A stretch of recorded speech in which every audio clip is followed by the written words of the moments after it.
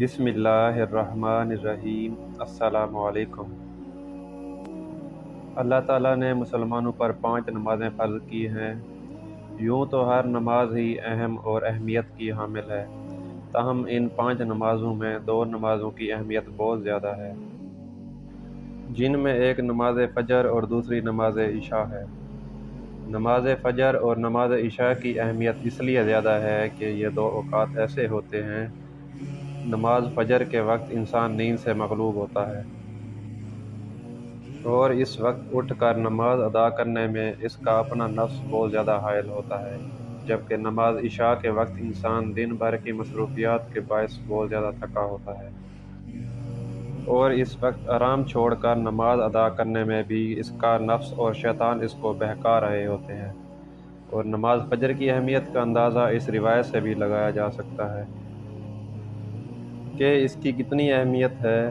روایت میں آتا ہے کہ ایک شخص صبح سویرے اٹھا، صاف ستھرے کپڑے پہنے اور مسجد کی طرف چل پڑا تاکہ فجر کی نماز جماعت ادا کر سکوں۔ جب وہ مسجد کی طرف جا رہا تھا، راستے میں ٹھوکر کھا کر گر پڑا اور سارے کپڑے کیچڑ سے بھر گئے۔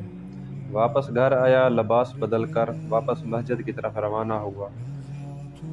پھر سے ٹھیک اسی مقام پر ٹھوکر کھا کر گرا اور کپڑے گندے ہو گئے۔ پھر واپس گھر آیا اور لباس بدل کر دوبارہ مسجد کو روانہ ہوا۔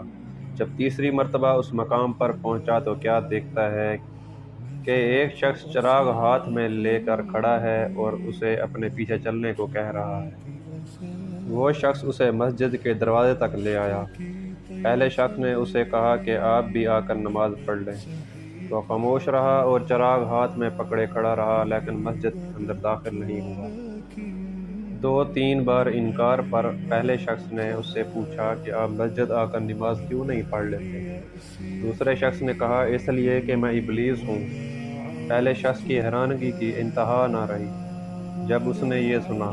شیطان نے اپنی بات جاری رکھی، یہ میں ہی تھا جس نے تمہیں زمین پر گرایا جب تم نے واپس گھر جا کر لباس تبدیل کیا اور دوبارہ مسجد کی طرف روانہ ہوئے تو اللہ نے تمہارے سارے گناہ بخش دیے۔ اور جب میں نے دوسری مرتبہ تمہیں گرایا اور تم دوبارہ لباس پہن کر مسجد کی طرف روانہ ہوئے تو اللہ نے تمہارے سارے خاندان کے بھی گناہ بخش دیے۔ میں ڈر گیا کہ اب اگر میں نے تمہیں گرایا اور تم لباس تبدیل کر کے مسجد کی طرف چلے تو کہیں ایسا نہ ہو کہ اللہ تمہارے سارے گاؤں کے باشندوں کے گناہ بخش دے، اسی لیے میں خود ہی تمہیں مسجد تک چھوڑنے چلا آیا۔ دوستو، اس روایت سے معلوم ہو گیا ہوگا کہ شیطان ہمارا کتنا بڑا دشمن ہے، اسی لیے ہمیں نماز قائم کرنی چاہیے۔ اللہ ہم سب کو نماز کی توفیق عطا فرمائے، آمین۔